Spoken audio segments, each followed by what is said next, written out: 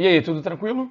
Bom, nessa altura você sabe que a Marine Le Pen perdeu a eleição no domingo para presidente da França, para o atual presidente, o Macron, e que isso significou uma derrota para a extrema-direita na França e na Europa. O que você talvez não tenha se dado conta ou não saiba é que isso também pode ser interpretado como uma derrota para o Vladimir Putin da Rússia. Esse vídeo aqui a gente quer discutir duas coisas. Primeiro, por quê, né? O que, que tem a ver o Putin da Rússia com a derrota da Le Pen? E em segundo lugar, será que foi mesmo uma derrota? Será que esse resultado pode ser considerado ruim tanto para a extrema-direita francesa como para o Putin da Rússia? Bom, apesar de eu ter feito as perguntas nessa ordem, eu vou responder ela na ordem contrária. Será que foi uma derrota? Vamos olhar o resultado aqui, né? A Le Pen teve 42% dos votos e o Macron teve 58%. É uma vitória indiscutível, sem dúvida nenhuma. Enfim, uma distância grande, não há o que reclamar. Mas se a gente lembrar da eleição anterior, de 2017, que a Le Pen já tinha sido candidata e ela tinha recebido 34% dos votos no segundo turno. Esses são os resultados do segundo turno. Nessa eleição de 22, ela recebeu quase 42% dos votos, mais ou menos 41,8%, alguma coisa assim. O que mostra um crescimento da Le Pen, do partido dela, da extrema-direita, o que representa, em outro sentido, o crescimento desse grupo na Europa, de uma maneira geral. Bom, qual é o programa da Le Pen, né? Primeiro, ela é nacionalista, ela vai se afirmar como nacionalista, mas esse nacionalismo aparece como nos projetos dela, né?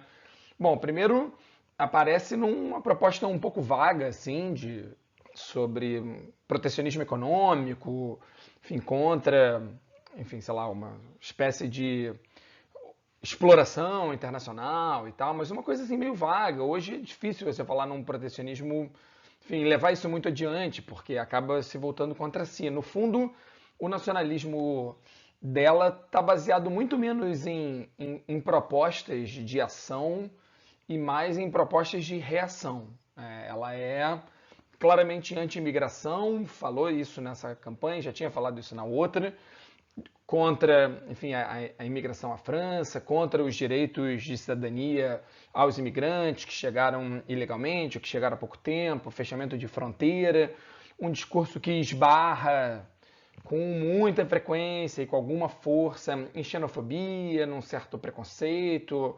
Ela fala muito contra os islâmicos, contra o islamismo na França. Então, enfim, um discurso que a gente vê em outros lugares que ela encampa bastante.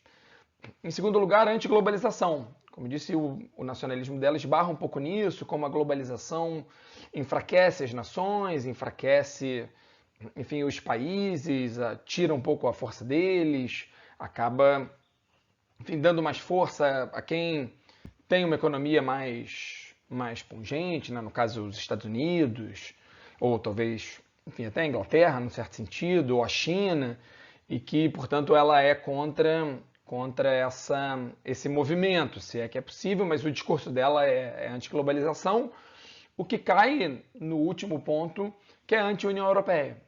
Ainda que nessa campanha ela tenha recuado um pouco, dizendo que não tiraria a França da União Europeia. Durante muito tempo ela falou disso, defendeu a saída da Inglaterra da União Europeia, disse que aquilo era um caminho, que tinha que ser um caminho para a França também. Agora ela mudou um pouco, suavizou o discurso, mas disse que a União Europeia precisa mudar, que ela mudaria a União Europeia por dentro, se ela fosse presidente. Enfim, o discurso dela vai muito nesse sentido de enfraquecer esse laço europeu e voltar, digamos assim, a um estado anterior, a um suposto estado anterior de fortalecimento das nações. E é nesse ponto de oposição à União Europeia, que ela encontra nesse belo caminho florido com o Putin. Ali, os dois aqui nessa bela foto, ele com uma cara um pouco safada, assim, não sei exatamente que cara é essa, mas eles eram muito próximos. Ela não negou na outra campanha, ela chegou a declarar abertamente que tinha suporte financeiro de algumas pessoas da Rússia que eram ligadas ao Putin indiretamente, empresários e tal, algumas organizações financeiras, já se encontraram, ela fez elogios a ele já algumas vezes, ele fez elogios a ela. Nessa campanha isso também foi um pouco para baixo do tapete, porque com a invasão da Ucrânia e uma recepção ruim da invasão da Rússia à Ucrânia na França, ela, enfim, deixou um pouco isso de lado, tanto que o Macron no último debate trouxe isso à tona como uma maneira de, enfim, de acertar ela, né, de atacar ela, mas a relação dos dois é antiga, conhecida e é declarada pelos dois. Eu não estou inventando nada, não estou dizendo nada que ninguém saiba. Bom, como a gente começou a falar do Putin, é hora de Putin on a horse. Né? Sempre eu prometi isso no outro vídeo, toda vez que a gente falar do Putin, a gente precisa botar uma da série de fotos que o Putin tirou nessa viagem, sei lá o que ele fez a cavalo, sem camisa, esse com óculos também. E aí eu lembro, tem um sketch do Monty Python, que era quase uma ligação entre sketches, que era Scotsman on a Horse, né? Um escocês num cavaleiro, simplesmente o John Cleese vestido de escocês, passando pela cena, ligando um sketch a outro. Então, para fazer a ligação entre entre a Le Pen e o Putin, temos aqui uma série do Putin on a Horse. Bom, o que o Putin tem a ver com isso, né? A história do Putin a gente não vai contar aqui, é uma história longa, né? Ele está aí no cenário político russo desde o início do século, mas curiosamente, nos primeiros 2 mandatos de presidente dele, ele não bateu na União Europeia, né? Ele, muito pelo contrário, ele até fez alguns comentários favoráveis. Enfim, o caminho dele não era esse, né? Ele não estava preocupado com isso. No entanto, tem um certo momento do final do segundo mandato dele que as coisas mudam. E ele muda a forma de governar a Rússia. Quem percebeu isso muito bem foi um historiador chamado Timothy Snyder, nesse livro aí, Na Contramão da Liberdade. O Timothy Snyder é um historiador sensacional, assim, ele é muito bom, ele fala de tempos atuais e ele defende essa importância do historiador falar dos tempos atuais, porque o conhecimento do passado não faz com que você preveja o futuro, mas coloca os eventos do presente num caminho prolongado, assim, as coisas eventualmente podem fazer mais sentido. E ele trabalha com isso, ele tem vários livros, tem alguns livros sobre o século XX, tem alguns livros, enfim, década de 90 e tal, e aí ele, nesse livro, ele se concentrou de 2010 para cá, ou 2011 para cá, alguma coisa assim. E ele diz, olha, existem 2 grandes modelos ideológicos para você pensar, não sei se é história e tal, a história da humanidade, ou 2 modelos com os quais um governo pode se embasar. Um deles é a política da inevitabilidade.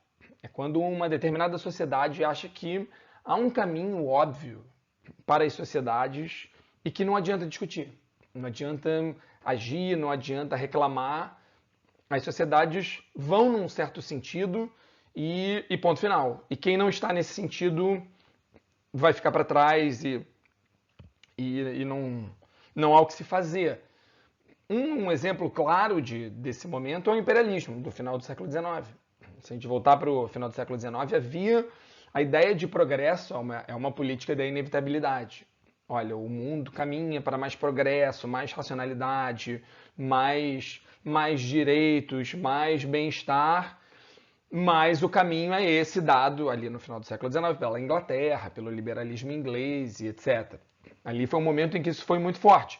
Essa política tem vários problemas, né? Vejam o caos que o imperialismo causou nos povos africanos, asiáticos e tal, em várias partes do mundo. No entanto, há uma outra maneira de ver o caminhar da humanidade, que é o que o Snyder chama de política da eternidade. E ele, o prólogo do livro, ele vai definindo a diferença entre os dois, e sobre a política da eternidade ele diz o seguinte: nela, o tempo não é mais que uma linha reta não é mais uma linha reta para o futuro, mas um círculo que traz de volta, de forma incessante e infinita, as mesmas ameaças do passado. Então, ou você tem um governo com a política da inevitabilidade que diz, olha, estamos no caminho certo, o progresso, esse é o rumo do progresso, e o progresso, se você era a Inglaterra do final do século XIX, ou se você era os Estados Unidos do século XX, você dizia, olha, o caminho é a democracia, o caminho são os direitos individuais, o caminho é a intensificação do comércio, as liberdades econômicas, e isso vai trazer progresso para todo mundo. Ou você tem essa política da eternidade, onde você se volta para si mesmo e vê todo o resto do mundo como uma ameaça. Ele continua na sequência do livro dizendo que os governantes da política da eternidade manipulam o sentimento que essas ameaças geram na população. Né? Esses governantes lidam com esse medo constante. Eles produzem ameaça o tempo todo e precisam produzir ameaça o tempo todo para que justifique esse sentimento de coação e uma certa unidade dentro de um país, dentro de uma nação. E o que é curioso é que o Putin, no início do seu governo, não estava muito preocupado com isso, muito pelo contrário, os problemas russos e a maneira dele governar tinha a ver com outra coisa. No entanto, em 2007, em Munique, numa conferência mundial de segurança, o Putin faz um discurso muito forte, muito comentado, onde ele volta a falar de Guerra Fria. Ele fala, olha, a Guerra Fria era um mundo bipolar, tinha uma série de problemas, né? Enfim, ele não vai fazer um elogio exatamente da União Soviética e da Guerra Fria, mas ele diz, olha, mas quando a União Soviética caiu, agora os Estados Unidos querem impor uma ordem unipolar e isso é pior para todo mundo. Ou seja, no fundo, o cara está dizendo que, olha só, lá era melhor. Ele não fala essa frase, mas é quase como se ele falasse. Então ele diz, olha, esse mundo unipolar, ele é pior para todo mundo, ele tem que acabar. Uma das coisas que ele bate forte nesse é quase uma saudade da Guerra Fria. Não por ele, ainda que sim, porque o Putin está a todo momento retomando práticas soviéticas de forma escancarada ou não. Além disso, ele continua no discurso da Conferência Mundial de Segurança e ele diz o seguinte, e as pessoas, tem vários países que querem ensinar a gente na Rússia sobre democracia, mas eu vou te falar, olha só, essa coisa de democracia não funciona tão bem. A gente olha aí nos Estados Unidos e tal, a gente olha a desigualdade social, a gente olha a pobreza, a gente olha, enfim, os problemas dessa sociedade, a gente olha um país que se diz democrático, mas quer impor a sua ordem. Isso não funciona e isso não é pra gente. Ou seja, ele coloca claramente que a democracia não é um valor para ele, não é um valor para a Rússia, e que a Rússia não participa desse momento e dessa crença de que a democracia é o caminho para um progresso inevitável. E nesse caminho, ele começa a bater na União Europeia. É só no final desse segundo mandato que ele começa a bater na União Europeia, até porque uma das pré-condições para você fazer parte da União Europeia é ter, enfim, um sistema democrático, algumas exigências para você fazer parte da União Europeia que tem a ver com processos democráticos, alguma transparência. E o Putin começa a bater na União Europeia, seja porque ele precisa argumentar que a democracia não funciona tão bem, então ele começa a apontar problemas ou inventar problemas da União Europeia e da democracia em geral, e ao mesmo tempo começa a dizer que a União Europeia faz parte desse projeto, desse mundo unipolar, que no fundo quer acabar com a verdadeira Rússia, essa Rússia quase que ingênua, que não foi englobada por esse discurso, por essa ação norte-americana, mas ainda não foi, mas precisa se proteger desses agressores externos. E aí tem todo um discurso de como a Rússia precisa, enfim, ficar isolada desse tipo de ação da União Europeia e tal. E aí começa a haver problemas na expansão da União Europeia para o leste europeu. Tudo isso é a partir de um determinado momento. E o que é curioso é que quando o Putin agarra essa estratégia, os russos começam a investir muito pesado em guerra cibernética. Eles começam a usar todo esse novo mundo, né, de redes sociais, enfim, todas as possibilidades legais e ilegais que esse mundo dá para tentar influenciar outros países europeus e até os Estados Unidos. Então, há dedo da Rússia muito forte, por exemplo, na campanha da Le Pen, seja com financiamento, seja com propaganda, seja com manipulação de informação. O termo fake news, por exemplo, é um termo que nasce na Rússia. Óbvio que a expressão fake news ela é americana, mas o similar disso veio primeiro na Rússia. A Rússia foi importante na campanha da saída da Grã-Bretanha da União Europeia. A Rússia foi muito importante na campanha do Trump, na eleição do Trump, né, na primeira campanha do Trump que ele venceu.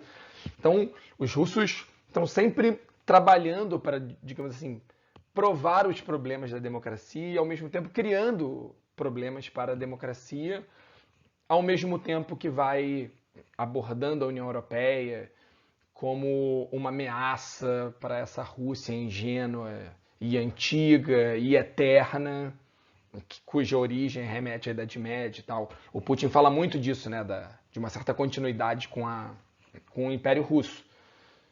Bom, quem está falando isso não sou eu. Se você não compra muito essa ideia, você tem que reclamar com o nosso Timothy Schneider aqui, nessa foto, como um livreiro aí, trabalhando numa livraria perto da sua casa. No entanto, ele é muito convincente nos argumentos dele e o que é interessante no livro, não só que ele escreve muito bem, mas ele vai mostrando como as pessoas envolvidas nesse processo, em vários momentos, disseram abertamente. Por exemplo, há várias pessoas do governo russo que disseram abertamente que estavam financiando a Le Pen, que estavam do lado do Trump, que simpatizavam com o Trump, que agiram a favor do Trump, que enfim, agiram no Brexit, né, na saída da União Soviética. O próprio Putin já disse várias vezes que não acredita na democracia, que a eleição dele para o terceiro mandato foi fraudado mesmo, mas que isso não era um problema, porque a democracia não era um valor. Então ele vai trabalhando com artigos, com declarações das próprias pessoas. Assim, é muito convincente, muito impressionante, como você entende muita coisa que está acontecendo. Bom, recomendo aí a leitura do livro de novo. Espero que esse vídeo tenha ajudado vocês a entender um pouco o que está acontecendo. Até a próxima.